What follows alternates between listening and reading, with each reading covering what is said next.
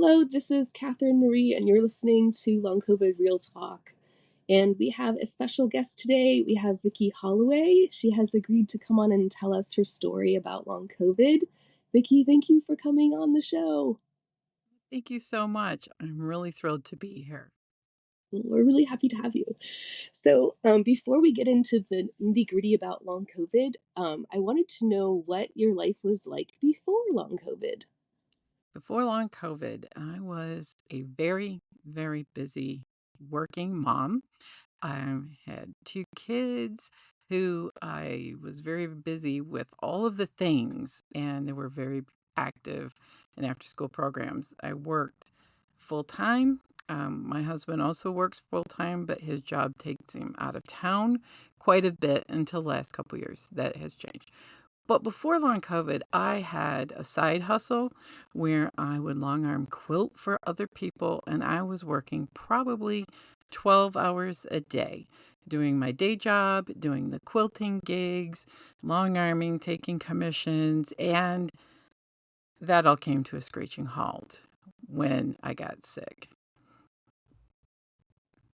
So, what was the acute infection like? I had what's considered, I think, mild. I was sick for the first 10 days, and I was able to go back to work after 5 days, but what happened with me is it got exponentially worse for 6 weeks. I was not hospitalized. I'm very stubborn, and my doctor wanted me to go to the emergency room a couple times. But, that was during the time period in 2022 where our local emergency room wouldn't take you in if you had active COVID. So, I just stayed home and took a couple different cycles of medication, and then I had a massive relapse again in August, Mm. and what it was like was the breathing was terrible. I had brain fog, which I hate that term because I had a lot of neurocognitive problems, and I lost my sense of taste and smell. That's still not back 100%, and, forgetting, like, did I take my meds today? Did I not? Um, that's very unusual for me, and I was just lost at probably for the first year afterwards. So that was 2022. Had Mhm. low grade temp, cough, sniffle, then then the respiratory things got worse and the fatigue, bone grinding, fatigue and pain. Mhm. And then, so after the acute infection, how long after that did you realize that it hasn't gone away and there's, like, something wrong? I knew within 3 weeks. Yeah. I'm no stranger to autoimmune. I happen to have another silent and unseeable illness, which I was diagnosed in my 20s, which is called Meniere's disease, which is a vestibular Mm, problem in your ears, which has yeah. flare ups and remission and flare up and remission. And over the course of my life, I had made a lot of adjustments to my life. And I took a pay cut. I left one job, got a job that I've been at now for 25 years that's 1 mile from my house. So on days that I don't have great thinking, I can do that. We remodeled our bathroom, and it's all ADA with a walk-in shower. And so I'm no stranger to that. But the thing with long COVID, I knew within 3 weeks that this was not getting better and that Mm, this was probably going to be part of my life. Um, my cousin died of autoimmune disease back in the 70s, and he had no mhm, immune system. So I know I am genetically loaded for not being able to fight a lot of disease. And my sister also has autoimmune problems. And so, we're no stranger to it. So I knew right away that the chances of me flying through this and not having long COVID was pretty slim. The hope was that I would not be disabled 100%. Hmm. Um, it's a little bit of a sidetrack, but can you go over what sort of adjustments you made because, like, for Meniere's disease? Because a lot of us, as you know, have had to make different adjustments in our lives, and Yes. maybe some that you made for Meniere's disease might be something that could be carried over to long COVID for some people. No, I think it's a great, it was a great translation to my current life because I still have vestibular problems that have been brought on, even worse since having long COVID. And so my doctor and I really did do a lot of talking about what to do, what not to do. And, the best thing I ever did was I saved money and I remodeled my bathroom to have it be ADA. No, I don't have to step over a tub to get in the shower. I have Mm, a taller commode. The next move I will be moving is out of a house with stairs. That will be mm, my retirement home if all goes well. Um, the other thing I do is I have grab bars and I have railings in all the places where I can have railings in my house, and I have learned to take things very slow. I don't get up fast, don't move fast, don't move my head very, very fast because that can all trigger having dizziness and falling. Um, I think the other part of it is I would encourage people to use a walker if you were needing one. I don't have a walker because I live in a very small house, but I have used canes and walking sticks. Like, when you're outside trying I can't walk very far right now either. So, like, walking sticks are very, very helpful.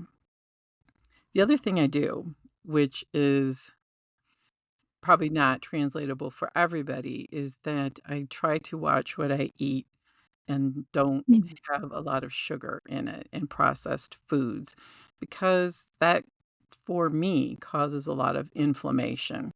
So my sister has talked to me about, the anti-inflammatory diet, which is basically cut your processed sugars out, cut out, processed foods, which is hard when you're not feeling well because you're not well enough to cook. mhm. So I bought a meal subscription box so I don't have to think about it. I don't have to collect recipes. I don't have to shop. All of that mental load is way too much. And I started that before I got long COVID diagnosis. So those things were very helpful for me. Which meal subscription box did you get? Currently, I have HelloFresh. I've been the happiest with that because you don't have to, like, share foods amongst the meals. They're all in, like, what we call unit dose, and Uh, like, if you need an onion, there's an onion. If I don't have to save an onion for 3 meals, which, for transparency, some of the other ones did. They mm, also are very good at marking the nutritional content, like if I'm trying to keep my carb count, so to manage my blood sugar and that kind of stuff. So that's the one that I have been the happiest with. And I live in a rural area. So not all subscription boxes are able to be delivered to me on time and fresh, but oh. HelloFresh has lived up to their name. They have never been late, and, I've been very happy with that subscription. It also saves on my grocery shopping time, and I can't Mm. always get it together enough to even do a food order, so we usually go out just for small things like lunch and breakfast and things like that, my husband and I. Do you have to do a lot of cooking with HelloFresh? Most meals you can do within 20 to 40 minutes are some of the longer ones. Some of Mm, them are pretty quick, and most of them are it's not processed, so you're eating food that would need some cooking, but it's also the recipes are so well done with pictures and things like that, that if I need help, I can get help and we can cook together if needed. But generally, I've tried to do the cooking myself because I really wanted to get that reading ability and then read and try to remember and understand what I'm reading and kind Hmm. of my personal long COVID rehab. Like, I'm gonna read these recipes. Do I know how to cut a tomato? No, I do not, but I am going to figure it out. I love it. So, were there any adjustments that you made after you realized that you had long COVID that you kind of did in addition to the ones you had already done? I did. I quit taking the 3 flights of stairs up to my office at work, Mm, and I did get a handicap placard this last year, and that was a shocking moment. Even though you know, in your brain you know, but your heart is like, "Really?" But, yeah, you know, it I just let that go. I had to let that go. And I think that sometimes you just have to do what's best for you. And everyone knew it. Everyone knew that I was struggling at my job after I walk up the stairs or they'd get behind me and I'd be like, passing lane, folks. I can't even do it today. oh, yeah. I think the disability placard moment was my moment as well. One of the bigger moments. Yeah, and I am contemplating, the shower chair. I did listen to your podcast about the shower chair after I fell at the beginning. I haven't had a fall since, but Hmm. I can see that there will be a day that I will need to get a shower chair and, I'll be okay with it. It's just I haven't quite needed one yet. Yeah.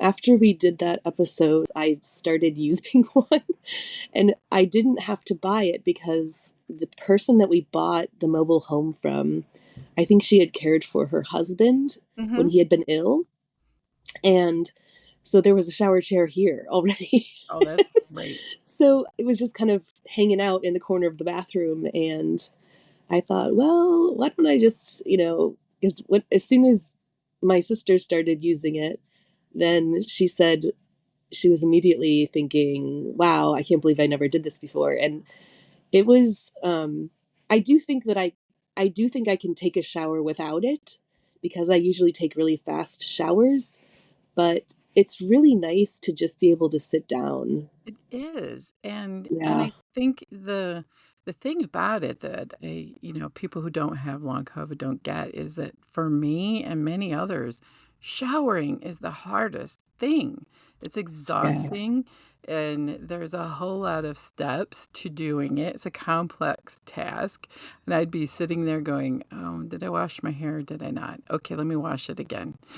Maybe I didn't, that kind of stuff, and then my legs, I get a lot of pain in my legs, and I think that, that may be very, very helpful to help alleviate that and make the whole process easier and way more comfortable. Yeah. And my sister uses a little, like a tiki bench or Mhm, something. mhm. Oh, yeah. Yep. It's like a little spot. Mine is not like that. Mine is a big old plastic like chair.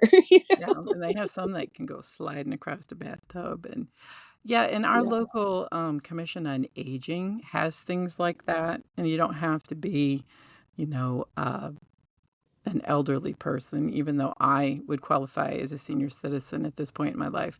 But they do it for donation or free if you need one. So that's the Hmm. thing I found is that there are really a lot of places that have some of these mobility aids that you may be able to get and not have to purchase them brand new if you have that. So I always tell people, call the Commission on Aging, if you qualify, see if you can get Meals on Wheels for a while, any of those Hmm. kinds of things.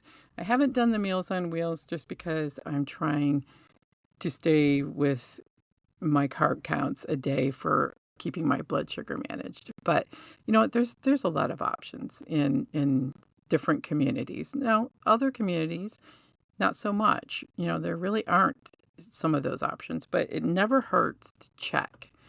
And then when you're done with it, they take them back and then they Ooh, give them to the next person. So you're not putting things in a landfill and you're paying it forward.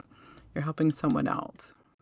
so the Commission on Aging, That's is what that ours like is called. It's a county hmm, funded public place, where our senior centers are usually located in with the local places in the state where I live. So if you have a local senior center or a county senior center, they may have this kind of lending closet. hmm. And well, that is really helpful. I will have to look into that. I've been considering getting different appliances that might be helpful. So I think that might be a good place to look to Absolutely. see. And when you said when you got long COVID and you stopped taking the stairs, is that because you had a different, like a new office, or did you work from home more, or what was the? Well, that is kind of, a second chapter of it, right? I Mhm. work in a very old building, and there are only a couple of handicap spots. And Right. I was really fighting the bit, so to speak, if you're a horse person, you know. Yeah. I thought climbing the stairs is going to help me because that was something that was recommended. Keep Hmm. exercising. It's the only thing statistically out there that's been shown to be helpful. And Hmm. my medical provider, bless his heart, I really do like my primary care doctor, but that's the only thing he knows is like, exercise. And I'm like, exercise is causing my problems here, with this fatigue. So I kept trying to take the stairs because I thought there's only a couple of, spots that are designated handicap. Blah, blah. Hmm. And finally, when I was at the top of the stairs, carrying my computer, carrying my phone, carrying my backpack, I couldn't breathe. And I was just like, enough is enough. Yeah. I'm going to just do what's best for me. And that's when I started taking the public elevator. So my office is up on the third floor, and I've been in this office for a very long time. So I was just trying to do that whole, hey, I want to get my steps in. Hey, I want to exercise real hard and get these lungs working out. And no, Right. no, it was not helpful for me at all. And I didn't mention this before, but you are a nurse and you work as a nurse, and therefore you have a lot of knowledge behind all of this stuff that you're saying. Because, I mean, nursing, it's all of the stuff about activities of daily living and different, like, practical ways of maintaining health is, um, I mean, that's right up nursing's alley, you know? Yeah, the holistic part of my training, and that's Hmm. why I went into nursing, it's like we have to really look at the entire body system and our mind and our spiritual practices. And, you know, that's when I was like, "Why am I doing this?" And it was a stupid reason why I was taking the stairs. I didn't want the people in the 3 stories of my building judging me because I was parking in a handicap parking spot and taking the elevator. And I finally was like, "You know who's looking out the window at that? Nobody. Nobody cares. And if they are, they're just looking out the window because 'cause they're bored and they're not if they judge me, I don't care." That's when I had to let it go. That was just one of the last things where I'm like, this isn't serving me at all. I have to let it go. And you know what? My life has been ever so much better since. I feel like there have been a lot of little times, little episodes where I've had to get to that point of letting something go, like when you go to the airport and you use a wheelchair, Mhm. or when I use the disability placard to park to drop my little one off at school, and I always think that, like you said, like everyone's looking at me like, what? She's walking. Why is she, in a disability Right. parking spot or something? I'm always worried that people are judging me. And, let's be honest, there may be some who are. But this Yeah. is what my doctor said something that stuck with me. He goes, "Why wear yourself out before you even get to the door?" Yes. And I'm like, Yes. "Dude, you got it. You've got that part you understand." And so that was when I he gave me a permanent handicap placard, and I was like, "Whew, I might just Yeah. get the license plate because I can't remember to hang it sometimes. I have to I triple know. check that." I think I requested a license plate and it never came. Oh, we need to check on that. Maybe I should, because I always forget to. I actually put it in my purse because we have 2 cars, so I never know which car I'm gonna be driving. Because Yeah. it's like they're parked behind each other, so, Yep. I just bring it with me, but it would be nice to have the, Yeah, you could have um one on your car, and then you could put the temporary temp Yeah, in the other. exactly, in the other That's car, so I okay. wouldn't have to carry it around with me. Yeah, I should look into that. But even just getting to the point of having a disability placard, the when I had the temporary one, like, earlier on, that was a huge hit for Mhm. me, like, and then I was when I got the paperwork for this last one, and he had checked the permanent one, it just took the wind out of me, Sure. and I just was so, oh, I don't know.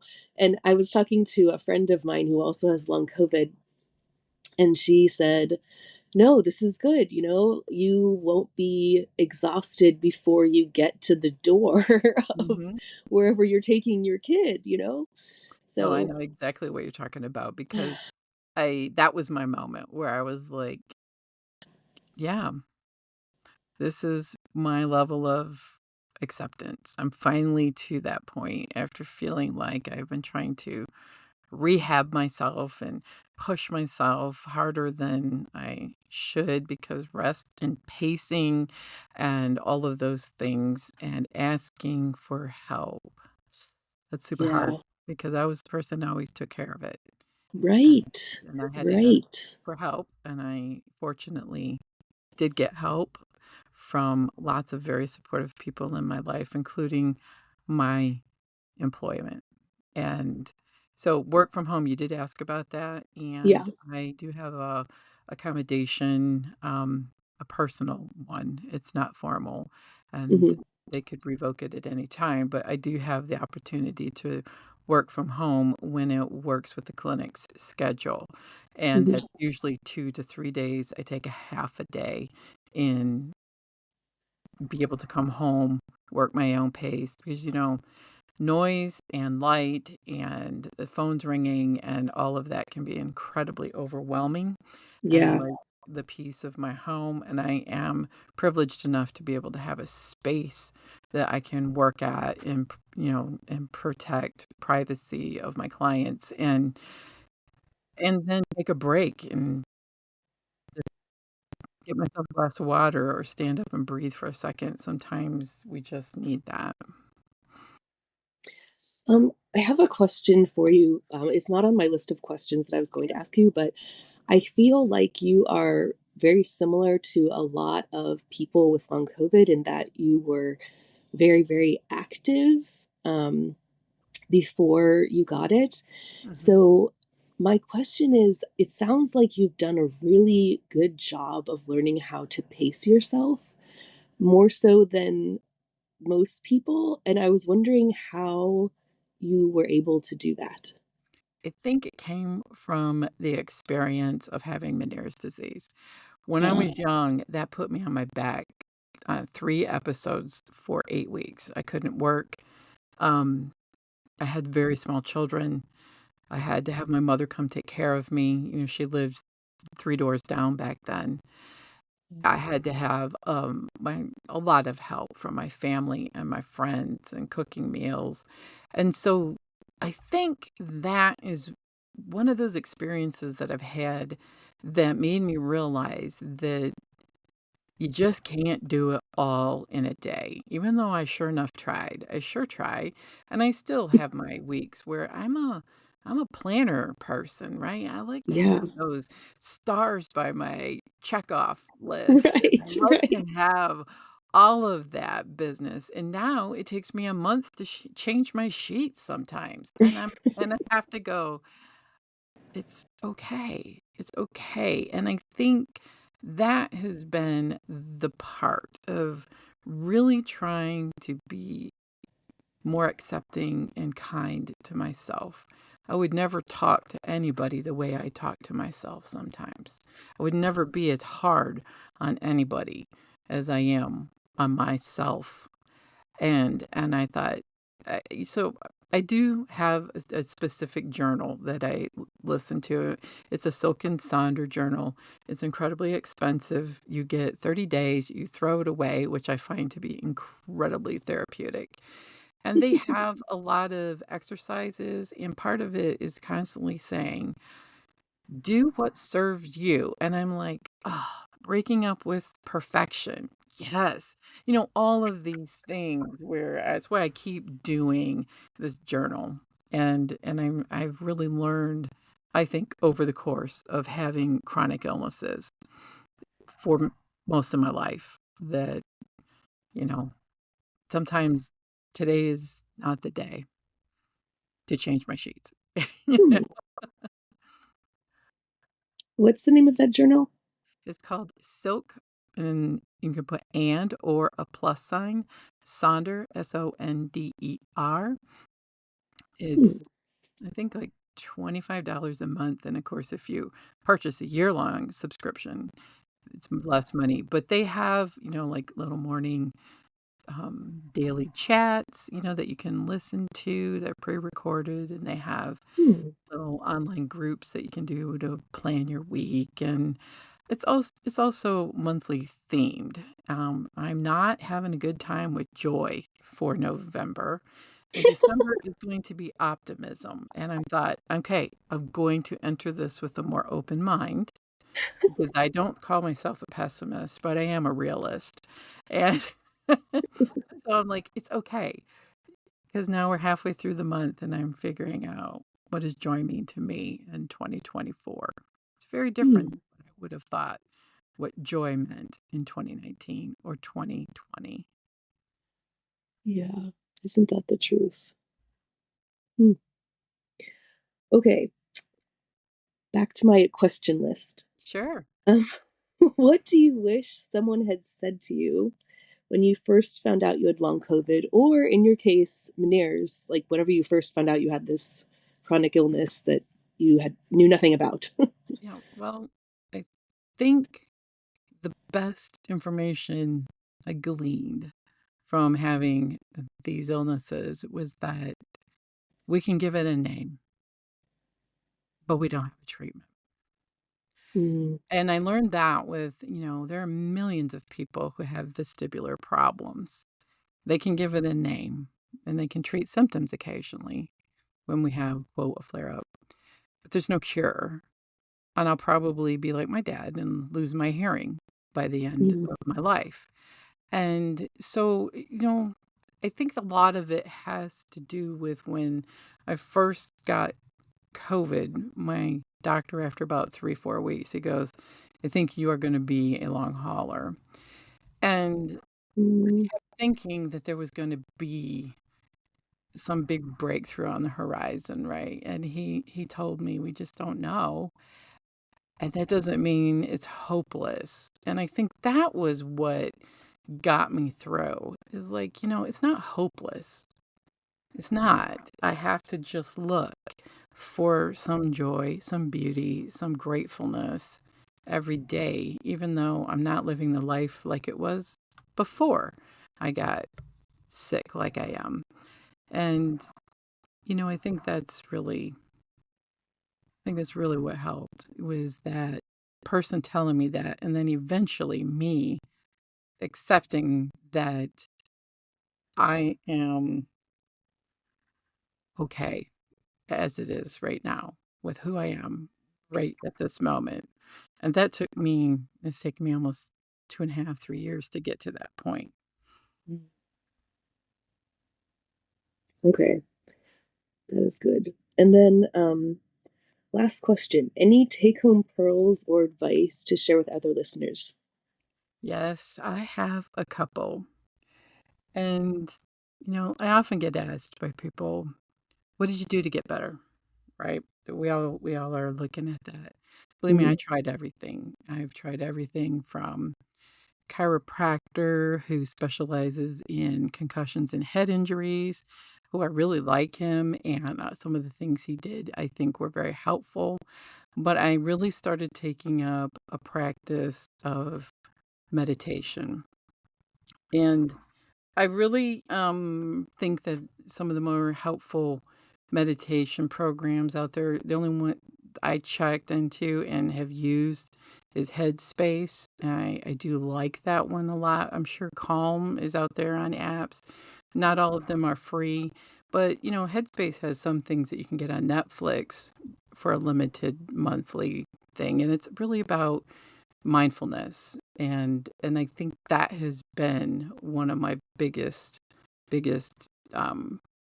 help, was that I had to live in the moment right now and what I can do. I think the other part is journaling. I had a long, long period after I had COVID initially where I was easily overwhelmed. I had a lot of anxiety. I had a lot of problems with just feeling disoriented, and that kind of helped ground me. So I think that helps. I think nature helps me. I can't walk very far, but I live really close to a very wild and wooded place, and we go and we look for elk, and we count deer. That's like, date night for us where I live.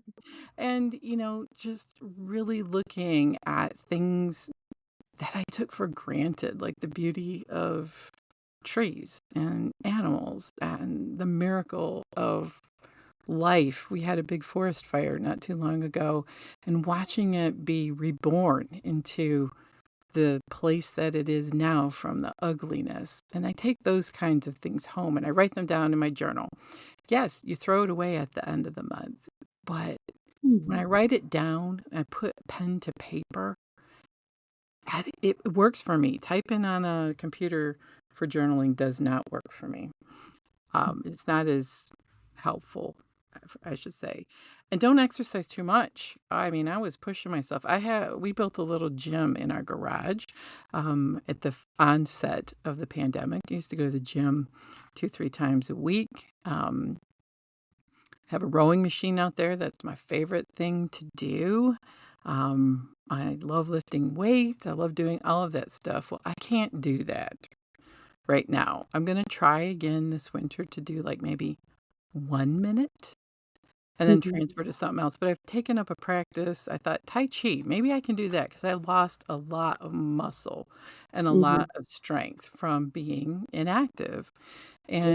And I found there's a older version of that. It's called Qigong, and I found some free websites where you don't have to like memorize a program. You just pop it on YouTube and do 5 minutes, 10 minutes, 15 minutes. That's all I can do, and it Mhm. doesn't burn up all of my energy. And then, the last takeaway is pace, pace, pace, pace. I don't make a list of 25 things that I have to get done this week anymore. I pick one thing today. And I do that in the morning when I can gauge what my battery is. How much energy is in that battery? I'm already at -10. Well, my one thing today is take a shower. If I'm at 50, well, maybe my one thing will be something else, a load of laundry, which is very taxing for me. And Yeah. then the last thing is ask for help. I have been given some luck and privilege to be able to continue to work on in the job that I know I've done for 30 years. So I don't have to learn new things. But I hired a housekeeper this month to help me once a month with the jobs I can't do because dusting and cleaning products really bother me.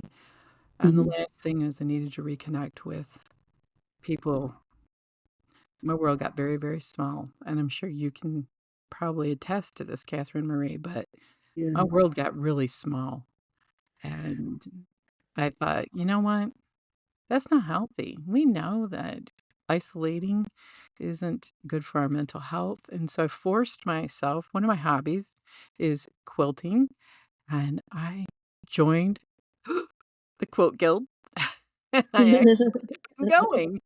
They meet for 3 hours. Well, that's too much for me, and I can't take that much time from work, so if I'm feeling good, I might go for an hour or an hour and a half.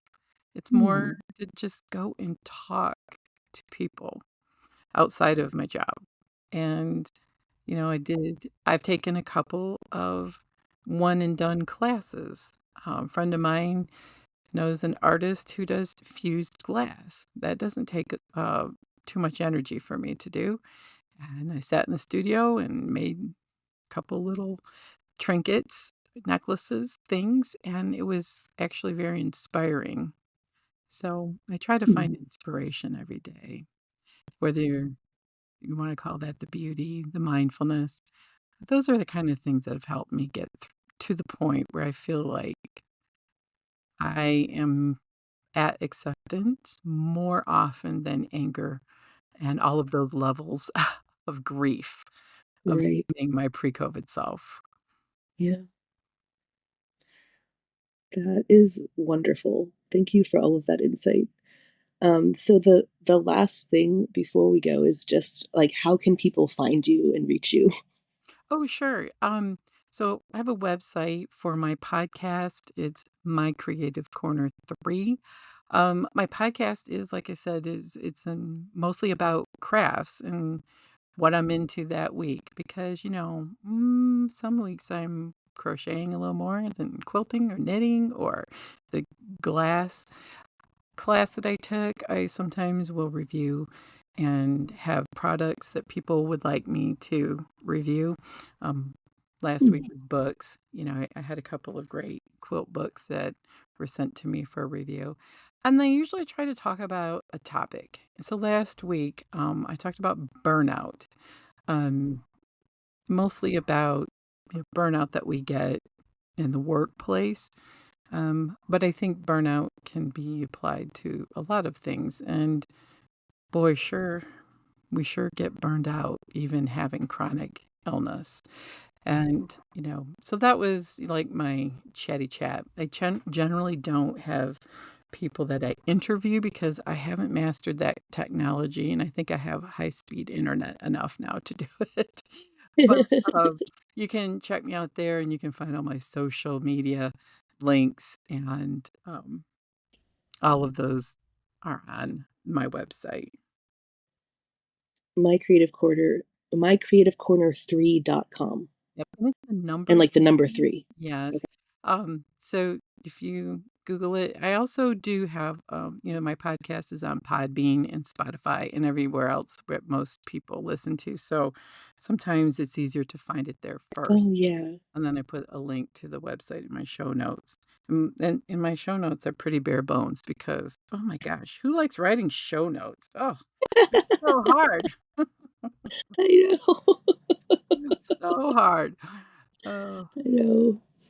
The Riverside app that we're using to record this, I don't know if I've quite figured it out, but they do AI show notes, Mhm. and they go through somehow they listen to the whole thing and they just write the show notes for you. So Oh my goodness. I should check that and see if Podbean has that yeah, because I I have discovered using AI for captions on some social media because, my brain and I misspell things or I put yeah. sentences together backwards.